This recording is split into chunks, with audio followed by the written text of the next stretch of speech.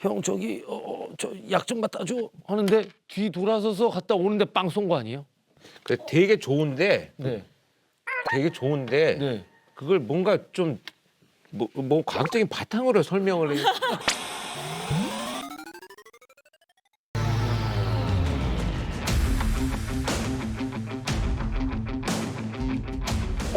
재밌겠다. 실제 와, TV네 실제. 저희가 해보는 거예요? 아 진짜 재밌겠다. 제가 요건 또 자신 있는 게 제가 또 에거스 크리스티를 굉장히 좋아했거든요. 예. 강력과 형사가 꿈이었어요. 아이 그러면 또 전 제가 좀 똑똑하다고 자부하는 사람이기 때문에. 진짜 IQ가 150이 넘기 때문에 어렸을 적 부천 코난이었죠. 코난 꼬맹이 코난. 미래소년 코난 아니에요? 일단 프로파일러라고 하는 것이 가장 먼저 해야 될 일은 현장을 재구성해서 현장에 어떤 행동이 있는지를 과학적으로 밝혀내야 돼요. 그래서 현장의 행동. 자, 그래서 이제 그 현장 재구성을 하는 법칙이 있어요. 첫 번째, 누중의 법칙이라는 게 있어요. 누중의 법칙? 누중의 법칙. 아, 벌써 어려운데. 누중의 법칙? 누중? 누중의 법칙 뭡니까? 그러니까 누중의 법칙. 그러니까 맨 밑에 있는 것이 가장 먼저 있었다는 거예요. 이렇게 돼 있으면 어떻게 돼? 팬이 이게 먼저 있었던 거죠. 그래서 누중. 이게 쓰러져 있고 사람이 위에 있으면 물건이 쓰러지고 나서 사람이 공격당했구나.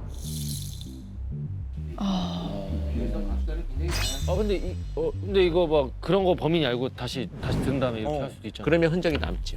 어떤 흔적이든 남아요. 아 진짜요?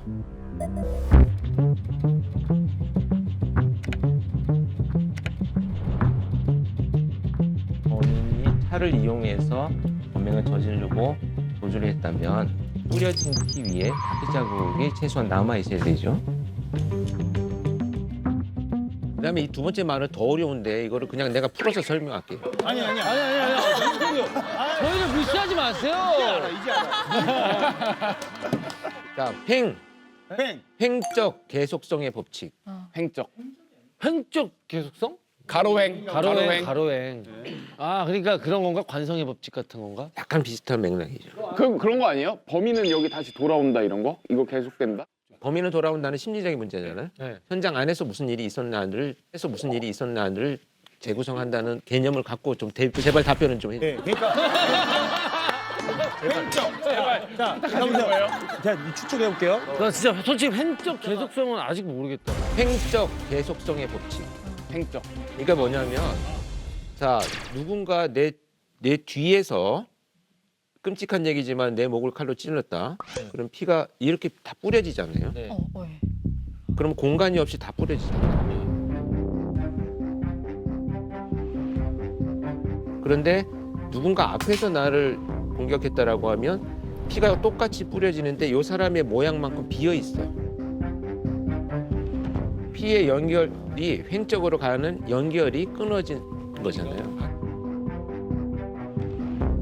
예. 그러면 이 사람을 공격한 사람은 앞에 있었구나.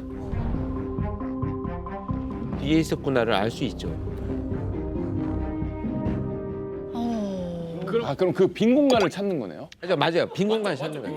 오. 일단은 제가 지금부터 단 한 장의 사진을 보여드릴 텐데 네. 이 현장 사진을 보고 네. 지금 제가 말씀드린 법칙들을 최대한 응용을 해서 가설을 설정하고 가설을 설정한 지지되는 바탕을 본인이 만드시는 거예요. 추리를 하는 거죠. 이거 진짜 제가 이런 거 모르고. 소름 돋을 수도 있는데 진짜로. 아 저는 오늘 직업을 바꾸게 될 줄. 그러더라고요? 옛날부터 좀 많이 했어 나는. 진짜 많이 했어. 이게 지금 범인을 특정하는 거예요? 아니면 아니 쟤 벌써 너 벌써 틀릴 것 같다 야. 코난이에요.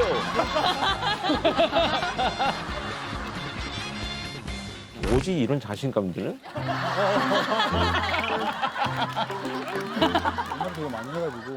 자 여러분 일단 현장 사진부터 공개하겠습니다.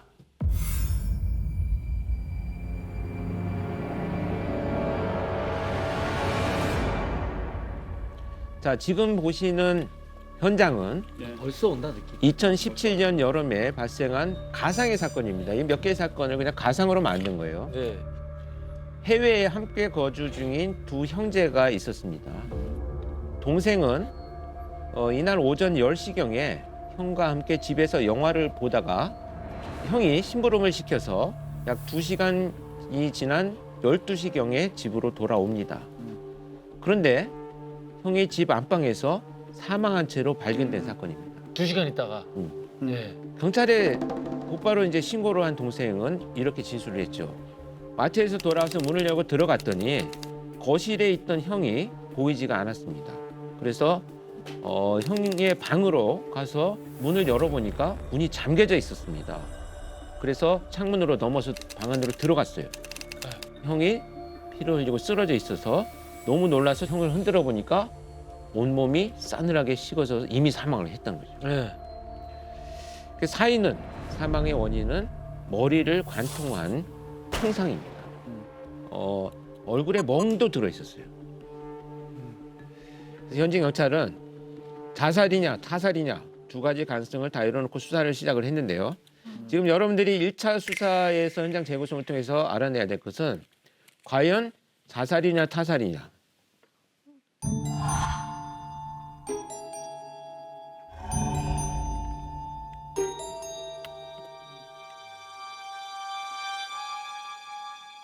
지금 그러니까 이게 자살일지도 모르죠, 정말. 살이다. 네. 저는 왜 자살이라고 주장을 했냐면요. 근데 만약에 타살이었다면은 어떤 저항의 흔적이 있어야 되는데 지금 저항의 흔적이 아무것도 없어요. 접근 좋아요. 뭐가 쓰러져 있지도 않고. 맞아요. 오, 접근 좋아요. 100% 타살입니다. 타살입니다. 예. 네. 100%. 보세요. 고개가 이렇게 썰어서 피가 이쪽으로 흐르고 있단 말이에요. 근데 총이 오른손에 잡혀 있어요. 근데 오른손으로 자기가 자살했다면 이렇게 쏴서 피가 이쪽으로 튀어야 되는데. 이 그림상으로는 자기가 뒤로 이렇게 해서 해야 되는데 말이 안 돼. 아 뒤에서 이렇게 하는 건 말이 안 되지. 그러면 이렇게 쓰러졌겠죠. 이렇게. 근데 이거는 이렇게 쓰러져 있단 말이죠. 맞아요. 그러니까 저는 벌써 이거부터 타살이다. 맞아요. 이거는 오. 오. 굉장히 좋은 접근이에요. 음, 오. 자, 이런 의문점들을 가져야 됩니다. 이런 걸 계속 던지는 거죠. 네. 일단 저희 밀실살인이잖아요. 네. 거기에 대한 논리적인 추론을 해내야 됩니다. 제가 해보겠습니다. 저는 일단 너무 이상한 게 있습니다. 뭐요? 물을 지금 떠다 놓고 한 입도 안 마셨어요.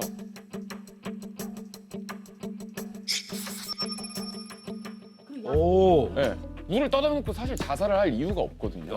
제 생각에는 순서로 볼 때 이 형은 약을 먹으려고 했던 걸로 보여져요. 맞아요. 왜냐면 약을 뜯어놨는데 못 먹고 네. 그리고 물에도 가지도 못하고 죽은 것 같아요. 네. 만약에 그랬으면 물이 엎어져 있거나. 일단 약을 먹으려고 했던 걸로 보이고요.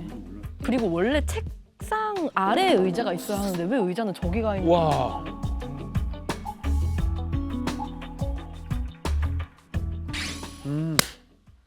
이 형이 아픈 게 아니고 동생이 아팠네. 동생이 누워 있다가 형 저기 저 약 좀 갖다 줘 하는데 뒤 돌아서서 갔다 오는데 빵 쏜 거 아니에요? 갑자기 일어나가지고 확. 되게 좋은데 네. 되게 좋은데 네. 그걸 뭔가 좀 뭐 과학적인 바탕으로 설명을 해. 내 머릿속에서 일어나는 일을 여러분들이 지금 현장을 재구성해야 되는데 네. 현장 재구성과 자기 추리를 막 섞어서 지금 하고 있어요. 현장이 과학적으로 재구성이 돼야 돼. 현장을 재구성하라고 했지 추리를 하라고 한 건 아니잖아요. 현장을 재구성하라는 게 정확하게 어떤 행동이 일어났겠냐. 그러니까 누중의 법칙, 중의 법칙? 행적 계속성 이 있느냐 없느냐에 따라서 지금 할 얘기가 있어요. 이 현장은.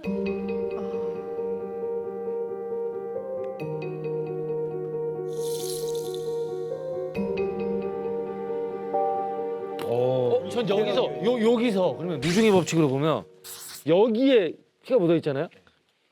그럼 이렇게 생각해 볼 수는 있을 것 같아요. 이게 아니고 원래 쓰러진 건 이렇게 쓰러진 거죠. 오. 그래서 누군가가 다시 뒤로 돌린 거라고도 볼 수 있을 것 같아요. 오. 그러니까 이 상태에서 총을 맞은 거고 총을 맞았더니 뭐 했고 넘어지면서 꽝꽝 하면서 머리를 빠박 하고 그거를 뒤집었다. 근데 조금 의아한 거는 서서 만일에 총을 쐈으면 그 비산을 때 혈흔이 벽 쪽으로 많이 튀어야 되는데 조금만 튀고 아래쪽에 많이 출혈이 있거든요. 근데 누워서 출혈이 나왔으면 바닥에만 있었는데 문 쪽에도 지금 붙어 있어요. 와. 그리고 그 진술도 네. 주목하시면 좋을 것 같아요.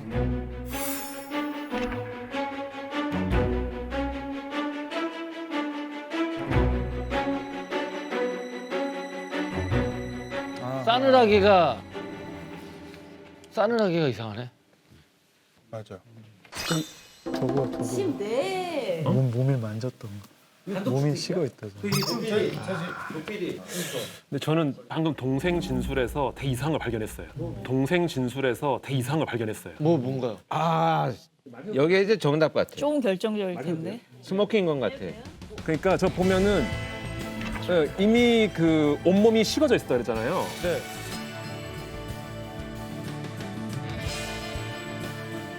근데 2시간 사이에 그 시신이 식을 수가 없거든요. 꽤 시간이 걸리잖아요.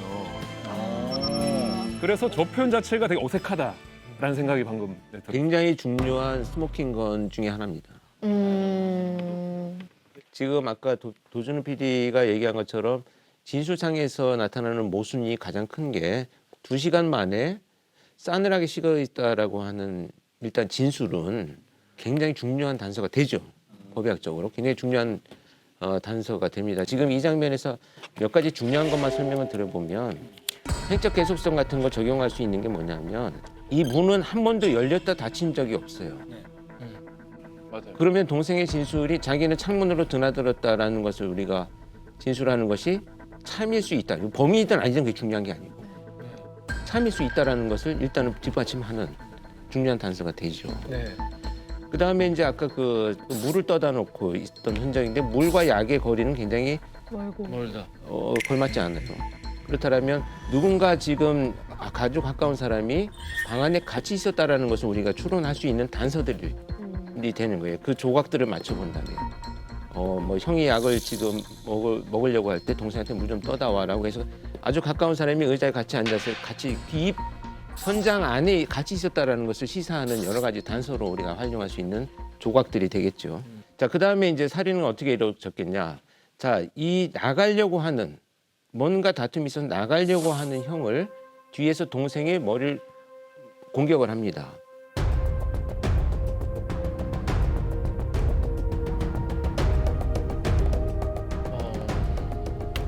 그래서 주저앉아요. 그래서 지금 이 중간에 보이는 여기에 머리를 두고 이렇게 다리를 뻗고 여기에 앉아 있게 된 거죠. 마주 보면서. 이렇게 그렇죠. 그렇게 앉아 있게 된 거죠. 예. 그래서 동생이 총을 꺼내서 이렇게 쏩니다. 머리가 여기 있고 총을 발사해서 피가 이쪽으로 튀죠.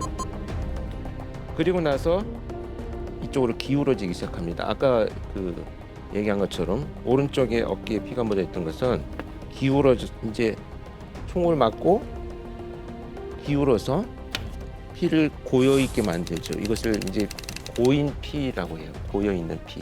한동안 있었다라는 얘기죠. 그것을 이제 동생이 자살로 위장하기 위해서 몸을 뒤집어 놓고 총을 손에 쥐어주고 창문으로 도망을 갔다가 어느 정도 시간이 흐른 다음에 다시 들어와서 만져봤다라고 신고를 하는 거죠. 자, 이렇게 이제 행동이 재구성이 되면, 그러니까 동생이라는 말을 빼더라도, 자, 그런 일을 할 수 있는 사람이 누구야? 이 집안에서 동생이고, 동생의 진술은 일단 법과학적인 모순점을 갖고 있고, 현장은 재구성해 보니까 이런 일들은 아주 가까운 사람일 수밖에 없는데, 그렇다면 이 사람을 용의점을 두고 무엇을 수사할 것인가를 결정할 수 있는 단서가 되는 거죠. 제 생각에 권 교수님이 보여주신 것의 가장 큰 교훈은 프로파일링은 시나리오를 쓰는 것이 아니고 눈에 보이는 것부터 차근차근 밟아 올라가는 그 과정이 중요한 거거든요. 그래서 이런 원칙들을 적용하는 이유가 이런 과정 없이 추론만 하면 위험해진다는 것을 여러분들한테 지금 알려드리고 싶었던 거예요. 그러니까 우리가 추리를 하려고 그러고 막 추론만 하려고 그러지 맞아. 프로파일링을 안 해. 이게 신나가지고. 이게 어디서 그냥 탐정놀이 하고 싶어가지고. 맞아. 네, 맞추고 맞아. 싶어가지고. 신나가지고.